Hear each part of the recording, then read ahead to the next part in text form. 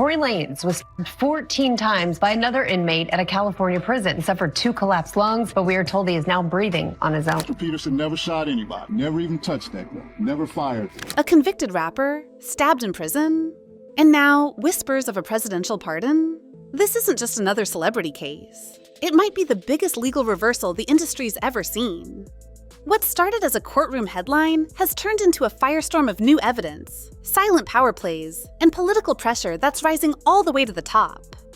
And if what's being uncovered is true, Tory Lanez might be walking out of prison not as a free man, but as a symbol that the system got it wrong. I'm advocating for Tory Lanez because the evidence shows that he's innocent, and he deserves to be pardoned. Nobody expected to hear this headline. Tory Lanez, the chart-topping artist who once owned every summer playlist, was suddenly the center of a shocking twist. Reports surfaced that he had been seriously hurt while serving time in a California facility. And we're not talking about a simple misunderstanding or a scuffle that got out of hand. According to sources, Tory ended up in medical care with 2 collapsed lungs, barely able to breathe on his own. Just days earlier, rumors were already starting to heat up that something big was coming. New evidence, a possible retrial, even quiet whispers about a political figure stepping in. But then suddenly, everything paused. The timing of this incident felt way too convenient, and the internet did not miss it. Theories exploded across social platforms, people asking the same question. Was this a coincidence, or was someone trying to silence Tory before that new info hit the spotlight? What should have been just another day behind the scenes turned into a moment that changed the entire energy around this case. But what came next was even more unexpected. I'm advocating for Tory Lanez because the evidence shows that he's innocent, and he deserves to be pardoned by Governor Gavin Newsom. You know, he's 100% exonerated from the gun, and for that alone, he should be home with his family. Just when people thought the case was closed and Tory Lanez would be serving out his sentence quietly, his legal team dropped something that shook the foundation of everything we thought we knew. First came the audio. In it, a witness can be heard telling law enforcement that the gunfire didn't come from Tory at all. It came from a woman. That woman? Allegedly Kelsey Harris, Thee Stallion's former best friend, and someone who was right there in the middle of everything the night it all went down. And here's where things start to unravel. During the original trial, when prosecutors asked Kelsey if she saw Tory fire the weapon, she didn't say yes. She didn't say no either. She pleaded the 5th. Silence. Legal silence. And in cases like this, silence doesn't mean nothing. It means risk. It means something to lose. Why would Kelsey plead the 5th unless there was something major she didn't want to admit under oath? But Tory's defense didn't stop there. They revealed witness testimony that claimed the chaos started with an all-out fight between Megan and Kelsey. Screaming, swinging, hair pulled. The driver reportedly had to jump out of the car just to try to break it up. And Tory? According to this version of the story, he wasn't the aggressor, he was the one trying to stop it. Not only that, Tory now claims the court misrepresented the DNA results. Prosecutors told the jury his DNA was inconclusive on the firearm, but Tory says the official report completely excluded him. In his words, "I am 100% excluded from this gun when it comes to DNA." If that's true, then this isn't just new information. It's a full-on reversal of the core claim that put him behind bars. And suddenly, the calls for justice started turning into calls for freedom. But before anyone could catch their breath, this case took a turn straight into political territory. I heard the whole story from Tory's mouth.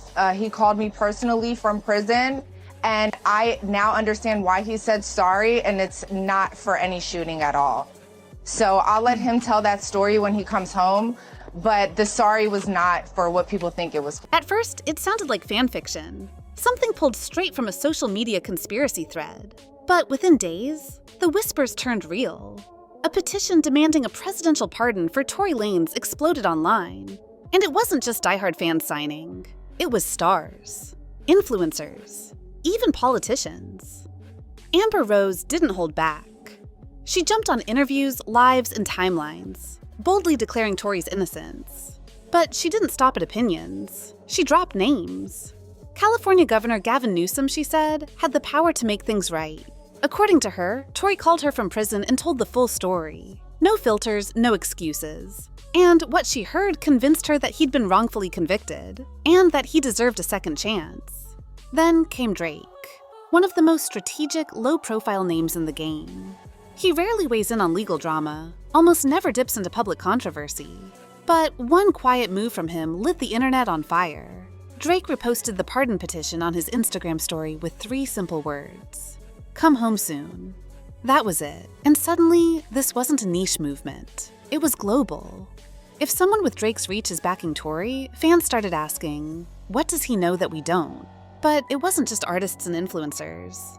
A bomb dropped when Congresswoman Anna Paulina Luna, a sitting US politician, called for action. She publicly blasted the case, saying it wasn't about justice, but public pressure and political optics.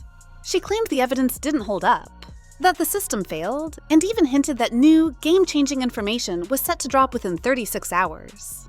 Suddenly, the story wasn't about whether Tory deserved prison. It was about whether he should have been there in the first place. This wasn't just entertainment anymore. This was power, public pressure, and a potential shift in legal history. Tory Lanez was 14 times by another inmate at a California prison. He suffered 2 collapsed lungs, but we are told he is now breathing on his own. While Tory's supporters were making noise out in the open, others were moving quietly. Behind the scenes, in likes, reposts, unfollows, and live streams, the music industry was sending signals. And fans were decoding every move like it was a treasure map. Kim Kardashian was caught playing Tory Lanez's music during a live stream. Coincidence? Maybe. But in this moment, nothing feels accidental. Then there's ASAP Rocky, still following Tory, but reportedly no longer following Megan. Justin Bieber made waves too, allegedly unfollowing Megan while keeping Tory in his feed. It might sound petty, but in the world of celebrity politics, every tap, like, and unfollow is a digital vote. And what about those who stayed silent? That silence started speaking volumes. In an industry that thrives on commentary, the lack of reaction from some major artists told fans everything they needed to know. Some stars were tiptoeing around the controversy. Others, according to fans, were subtly picking sides. And not the side anyone expected. Even more interesting? Some of the biggest voices in the game were backing away from Megan, not through tweets or statements, but through silence and distance. The same people who once amplified her story were now watching from the sidelines. All of this built toward one growing theory. Maybe this wasn't just about guilt or innocence. Maybe it was about something much bigger. So the girl comes out of the rear passenger, and she goes to the front passenger, and she opens up the car door. Yeah. And then what happens? They're screaming and shouting at each other, and they start fighting. The 2 girls. Yeah, I can see one feet coming out trying to kick her, and the other one's fighting, and then the passenger. If you've been watching this story from the surface, it looks like a messy court case. But zoom out, and a much bigger pattern starts to emerge. One involving power, control, and the price of independence in the music industry. Let's rewind. Years before the trial, Tory Lanez reportedly turned down a deal from Roc Nation, the powerhouse label founded by Jay-Z. Instead of signing, he chose to stay independent, a bold move in an industry where control often determines who rises and who gets buried. And ever since then, some say Tory's been fighting more than just a legal battle. He's been fighting the system itself. Tory's father, Sunstar Lanez, didn't mince words. Standing outside the courtroom after the verdict, he called out names on live television: Jay-Z, Desiree Perez, Roc Nation. He claimed they had their hands in everything, from shaping the narrative to influencing the outcome. His message was loud. Tory's downfall wasn't justice, it was revenge.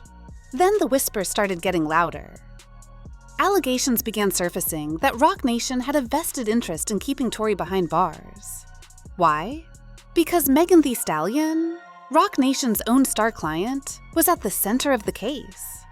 If Tory's conviction got overturned, it wouldn't just free him. It could unravel the entire narrative Megan's brand had been built on.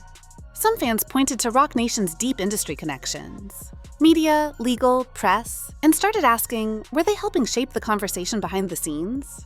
Could they be working overtime to block the pardon and suppress the new evidence? No one's gone on record to confirm those theories. But the timing, the silence, and the subtle power plays have people questioning everything. Because in this version of the story, it's not just about who pulled the trigger, it's about who's pulling the strings.